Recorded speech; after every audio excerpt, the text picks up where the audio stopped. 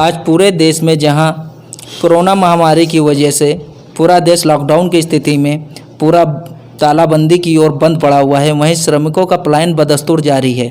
इसी मसले को लेकर भारतीय राष्ट्रीय दल के राष्ट्रीय संयोजक पीसी क्रुइल से खास बातचीत की हमारे संवाददाता ने। आइए देखते हैं कि हमारे संवाददाता पीसी क्रुइल जो राष्ट्रीय संयोजक हैं उनसे बातचीत करने जब उनके विधानसभा मार्ग हुसैनगंज कार्यालय पहुँचे तो पीसी क्रुइल जो राष्ट्रीय संयोजक हैं भारतीय राष्ट्रीय दल के, उनसे उन्होंने क्या बातचीत की, उसी खास बातचीत के कुछ पल आप सबके सामने हैं। आइए देखते हैं इस वीडियो में। दर्शकों, आप देख रहे हैं सामाजिक सत्ता न्यूज़ जन की आवाज़। आइए रुक करते हैं लखनऊ की खबरों की ओर। जो सरकार प्रशासन ने लॉकडाउन जैसे का निर्णय लिया, लॉकडाउन किया है और इसमें काफ़ी मजदूर और आपका लेबर जो आपका पैदल चले आ रहे हैं, दो पहिए वाहन से चले आ रहे हैं और आपका इसमें काफ़ी ना ही खाने की व्यवस्था, किसी चीज़ की व्यवस्था सरकार प्रशासन से नहीं मिली। आइए जानते हैं। सर, आप अपने बारे में थोड़ा परिचय दीजिए। मैं पीसी क्रुइल और संयोजक राष्ट्रीय भागीदारी आंदोलन और मैं एक इंडियन नेशनल लीग पार्टी है उसका भी राष्ट्रीय कार्यकारी अध्यक्ष हूँ। तो जो आपने ये प्रश्न उठाया है तो ये बात सही है। पहली बात तो ये सरकार की नासमझी रही, जो इस देश में कोरोना वायरस महामारी को लेकर जो तांडव किया है, इसको हम तांडव ही कहेंगे, क्योंकि देश में जो है ऐसी स्थिति पर ले जा खड़ा किया है कि जहां से फिर से उभरने में काफ़ी समय लग जाएगा। आज जो देश में जो लॉकडाउन किया है, तो लॉकडाउन करने का भी कोई एक सोची समझी या समझदारी होनी चाहिए। आज वो लॉकडाउन अचानक कर दिया कि कल से लॉकडाउन किया जा रहा है, बंद रहेगा, रात 12 बजे से बंद रहेगा। इस तरह के जो करने का मतलब है कि तो बिल्कुल ना समझी है, सोची। और इसके बाद उन्होंने घोषणा किया कि जो जहाँ है वो वहीं रहेगा और हम उसकी पूरी व्यवस्था करेंगे, उसको राशन की और ज़रूरी सामान की, ये उसको तक व्यवस्था करेंगे। लेकिन वो व्यवस्था नहीं किया और न कर पाए। और मैं तो अच्छी तरीके से जानता था, लेकिन पहले मैं समाज में ये कहा करता था कि ये जो इस तरह की विचारधारा के लोग आए हैं, चूँकि हम इस देश में ख़ास तौर से हम लोग बौद्ध हैं, हम दलित समाज से जो बिलोंग करते हैं, तो हम बौद्ध थे। लेकिन हमें हमारे साथ जो किया है खेल, तो आज हमें अछूत बना दिया, अपवित्र बना दिया। और इस हमारी पीड़ा को इस देश के तमाम समाज के लोगों ने समझने में नहीं रखा, समझा नहीं उसको, कि अगर इसे समझ लेते तो शायद इन पर विश्वास न करते और इनके झूठे आह्वान पर, झूठी घोषणाओं पर आह्वान किया और एक बड़ी ताकत दे दिया। और इतनी बड़ी ताकत दे दिया कि देश की सत्ता पर तो हैं ही और इतने बड़े बहुमत से सत्ता में है कि इनकी बात को कोई काट नहीं सकता है। तो इसलिए ये मनमानी ढंग से काम कर रहे हैं। आज मजदूरों के साथ जो हुआ है तो वो वही खेल आम लोगों के साथ भी हुआ है। आज जो चाहे वो पत्रकार हो, चाहे वो छोटा पत्रकार, बड़े पत्रकार तो वो चूँकि उनके गुलाम बने हुए हैं, वो तो जो आज उनके द्वारा तो वो सत्ता ही चली रही है उनकी। लेकिन चाहे एडवोकेट हो, चाहे सामाजिक सोशल कार्यकर्ता हो, चाहे डॉक्टर्स हो, इस तरह की उनके साथ भी बड़ा उत्पीड़न का काम हुआ कि उनको सेवा तो ले रहे हैं, लेकिन उनका कहीं जो उनको आवश्यक चीज़ें हैं वो नहीं, जैसे दवा नहीं पहुंचा पाए अस्पतालों में, दवा का फिर बार बार कह रहे हैं कि दवा का निर्माण बनी नहीं पाई है। इस तरह की जो घोषणाएं हो रही हैं, जो उनके ऑपरेटर्स हैं जो फीवर नापने का, तो वो भी जो है कई ऐसी रिपोर्टें आई हैं कि जो फर्जी हैं, वो जो रिजेक्ट हैं।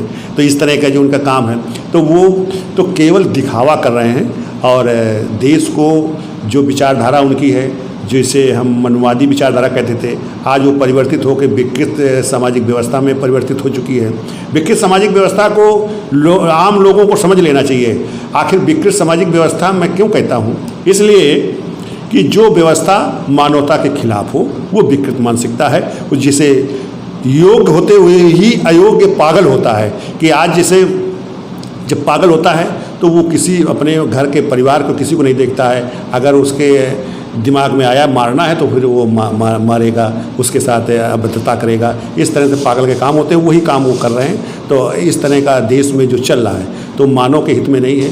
मानव को कैसे वो बेरोजगार बना सकें, कैसे वो अशिक्षित कर सकें, कैसे वो इस देश में पूंजीपति व्यवस्था ला दें, तो वो उस काम के लिए वो कर रहे हैं। और इस देश के लोगों को समझ लेना चाहिए कि जो खास तौर से जितना ये अच्छा बोलते हैं, जितना ये उपदेश देते हैं, वो समझ लिए देश को खतरे की तरफ ले जा रहे हैं। और हमें तमाम इस देश के समाज हैं, तमाम धर्म हैं, उन धर्मों के लोगों को भी समझ, जैसे खास तौर से मुस्लिम समाज, बौद्ध समाज और सिख समाज और क्रिश्चियन समाज को, चूँकि ये संख्या यहाँ पर है, अधिक संख्या है, तो इनके जो वजूद हैं, जो हिंदुत्व के चूँकि विरोधी हैं, चूँकि मानव के ये एकता और अखंडता में विश्वास रखते हैं, मानवता में विश्वास रखते हैं, मानवता के लेके चलते हैं, इसलिए इनको मानवता के लिए मिलकर काम करना चाहिए। क्योंकि अगर मुस्लिम समाज केवल मुस्लिम के लोगों के साथ काम करेगा तो फिर वो समाज बट जाएगा। फिर इस देश की जो जनशक्ति है, जो संविधान है, जो संविधान सेकुलरिज्म जो सिस्टम है, वो पूरे देश के लिए बना है, तो वो फिर टूट जाएगा, संविधान टूटेगा। क्योंकि इसलिए टूटेगा कि विकृत मानसिकता के लोग हावी हो जाएंगे, उनकी संख्या ज़्यादा हो जाएगी, जनसंख्या जिस तरह से ज़्यादा उनकी हो गई। और चूँकि हर समाज के जो भ्रष्टाचारी हैं, जो माफिया है, जो अभद्रता कर रहा है, वो सभी का ये गोल, जो भारतीय जनता पार्टी का एक गोल है, वो माफियाओं और भ्रष्टाचारियों का गोल है। इसलिए इस देश में वही विकृत मानसिकता का काम होता है कि समाज के साथ अभद्रता हो रही है, उनका कत्लेआम हो रहा है, लेकिन वो समाज के लोग बात नहीं। अभी ये 22 तारीख को अभी ये वो पडरौना में एक बड़ा कांड हुआ, जो कुर्मी समाज जो उन्हीं के साथ था, जो उन्हीं को वोट दे के जिताया, प्रतापगढ़ में मैं गया। और प्रतापगढ़ में जब 4 तारीख को मैं पहुंचा तो वहाँ पर देखा कि उनका जैसे घर में सामान सब ले गए, उठा ले गए, और 2 भैंसें जली गई। और उस समय तो न्यूज़ में नहीं दिखाई दे रहा था, जो वहाँ अभद्रता की महिलाओं के साथ अभद्रता किया, उसमें मोटरसाइकिल है, वो साइकिल है, और टेलीविज़न है, ये फ्रिज है, ये कुएं में डाल दिया। और ये थोड़ा सामान नहीं, वो जितना मिला वो डाल दिया उसमें। एक साइकिल पुलिस वालों ने निकाल के बाहर रखी थी, तो बल्कि उन लोगों ने कहा कि इसको डाल दें उसमें, तो हमको उसमें न डालो, इसको रखी रहने दो, ये जो सामान इसमें पड़ा है ये जो है वो पड़ा रहने दो, इसको जब जांच होगी तो उसमें इसको सामने आना चाहिए। तो मैंने घरों में देखा कि कम से कम 20-25 घरों में उन्होंने घुस करके इस तरह लूटा है, इस तरह अभद्रता किया है। एक की तो शादी होके आई थी, उसका जेवर सब ले गए। और 10 महिलाओं के, नई लड़कियों के, जो 20-22 साल की लड़कियां हैं वो, और प्लस जिसके दो महिलाएं सी थी जिनके एक बच्चा पैदा हुआ, अभी बहुएँ थीं, इनको जो है जेल ले गए। उनको जेल नहीं भेजा, थाने में रखा 24 घंटे। भाई ये कौन सा वो था कानून की, जो उनको जो है आप थाने में रखा। इस तरह के जो है उनके साथ बर्ताव हुए, फिर उनको छोड़ा। और अभी जो है वहाँ पर जमानत नहीं हुई है, उन्हीं के घर लूटे गए, उन्हीं को मारा, और उनकी अभी जमानत नहीं हुई लोगों की। तो इस तरह की जो अभद्रता हुई है, जो ऐसे जो काम केवल एक ही साथ नहीं है। जैसे हम वहाँ दिल्ली गए थे, जो दंगा हुआ, तो दंगे में भी इसी तरह हुआ कि अगर मुसलमान का टारगेट किया था, तो अगर एक घर यहाँ मुसलमान का है तो एक ही घर चलाया गया, एक ही घर तोड़ा गया।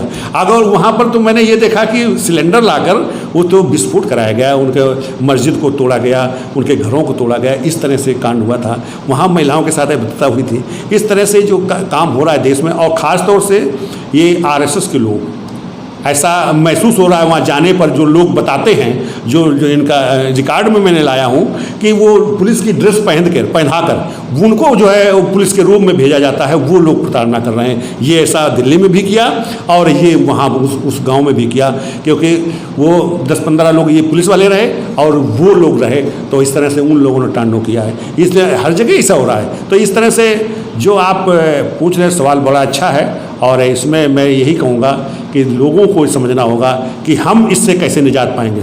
सरकार के भरोसे अगर रहेंगे तो कभी निजात नहीं पाएंगे। आप जो है इसका रास्ता तय करिए, और इस देश में लोकतंत्र में आपके पास रास्ता है। जो इस देश में वंचित हो गए हैं, जो वंचित हो रहे हैं, जिन्हें नागरिकता का सवाल उठाकर जिन्हें कटघरे में खड़ा कर रहे हैं, जिसे डिटेंशन सेंटर में ले जा रहे हैं, उनको हम कैसे जो है सुरक्षित करेंगे, कैसे उस देश के नागरिक होते हुए अगर डिटेंशन सेंटर में जाएगा तो ये बहुत बड़ा अपराध हो रहा है। और अपराध अगर हम नहीं रोक पाए तो इसका मतलब हम भी अपराधी हैं, हम भी उसमें शामिल हैं। तो हमें जो बुद्धिजीवी है इनको चाहिए कि इस देश में लोगों को साथ खड़ा होकर उनका परिवार रजिस्टर बनावे। हम राष्ट्रीय भागीदारी आंदोलन जो चला रहे हैं वो इसीलिए चला रहा हूँ कि मैं राजनीति नहीं कर रहा हूँ, उसमें किसी भी पार्टी में हो, अगर वो वंचित समाज से है, अगर वो वंचित हुआ चाहे जिस समाज का हो, अगर सवर्ण समाज का है वो भी अगर वंचित है तो वो भी उसका सदस्य बने और उसमें अपने को अंकित करावे और उसका परिवार रजिस्टर, उसके बारे में हम लोगों ने जो शोध किया है, अगर परिवार रजिस्टर में अंकित हो गया तो इस देश में नागरिकता से उसको कहीं बाहर कोई नहीं कर सकता है। वो नागरिक था, नागरिक रहेगा। खाली वही बाहर होंगे जो इस देश के संविधान तोड़ने का काम करते हैं, जो इस देश को लोगों में बांटने का काम करते हैं, वही देशद्रोही हैं, वही विदेशी हैं। मैं उन्हीं को मानता हूँ। और जब आपकी संख्या एक जगह हो जाएगी, जब करोड़ों लोगों की मेंबरशिप एक जगह होगी तो आपकी एक ताकत बनेगी, जनशक्ति बनेगी, तो आप ही के हाथ में सत्ता भी होगी, इस देश का हिस्सा बनेंगे। तो मैं इस तरह से इसको लेके चल रहा हूँ और ये हमें अपने लोगों के अंदर मैसेज दे रहा हूँ कि लोग खड़े होइए, ये आपके पास ताकत है, आप ताकत बनाने का काम करो। इस देश में जब से हिस्सेदारी के रूप में जब सत्ता में आप शामिल होंगे तब फिर ये सेकुलरिज्म सिस्टम लागू होगा, तब आप इस देश के हिस्सेदार बनेंगे, तब आप इंसान बनेंगे, नहीं तो आप इंसान नहीं बन सकते हो। मैं अपनी बात को यही रोकता हूँ। और जो मतलब आप हमारे चैनल के माध्यम से और सरकार प्रशासन से क्या संदेश देना चाहेंगे? मैं आपके चैनल के माध्यम से लोगों में ये जरूर कि धैर्य बनाए रखें और अपने इस देश को कैसे हमें मजबूत बनाना है, कैसे हमें मजबूत बनना है। जब आप मजबूत बनने के लिए काम करोगे और इस देश में आप, एक ही कारण है कि जनशक्ति के साथ खड़े होइए। आप इस देश में जो उत्पीड़ित है, जो जिसे पीड़ा पहुंचाई जा रही है, उन लोगों को एक जगह खड़े होकर अपनी आवाज़ को बुलंद करो और अपना काम, जो अपने कार्य में ध्यान दीजिए। अगर संसाधन नहीं है तो मिलजुल कर संसाधन तैयार करके हम काम को अपने हाथ में लें। यह देश हमारा है तो हम इस देश को चलाने का काम करेंगे। अगर ये संदेश हमारा पहुंच जाता है और हमें खास तौर से अपनी एकता और अखंडता के लिए, अपनी नागरिकता के लिए, अपने रोजगार के लिए, क्योंकि हम चाहते हैं कि इस देश के लोग जिसे समाज का काम करते हैं, तो समाज का काम करते हैं जब, तो उनको कैसे उनकी स्थिति लोगों के साथ रहे, कैसे उनका इनकम स्रोत बढ़े कि जिससे कि वो समाज का काम करते रहें, आगे बढ़े। तो वो सिस्टम को हमने इस राष्ट्रीय भागीदारी आंदोलन में लाया हूँ, तो उसको समझ लें। और अगर समझ में आ जाए और यह देश उनके लिए है या उनका देश है तो फिर उसको करें। या और इस देश में विकृतियों से जीत होगी और इस देश में जो नागरिकता का सवाल है वो भी खत्म होगा और यह देश आपका है, आपका बनेगा। यही मेरा थैंक यू। जैसे कि आपने देखा, मैंने इनसे बात करी। ऐसी तमाम खबरों को बने रहे सामाजिक सत्ता न्यूज़, जन की आवाज़। इसी तरह के तमाम खबरों के लिए हमारे साथ बने रहें और चैनल को सब्सक्राइब व लाइक करना ना भूलें। और अगर आपके पास भी इसी तरह के मुद्दों को लेकर कोई आपके पास खबर या समस्याएं हैं तो हमसे संपर्क करें, हम उठाएंगे आपकी आवाज़। सामाजिक सत्ता न्यूज़, जन की आवाज़।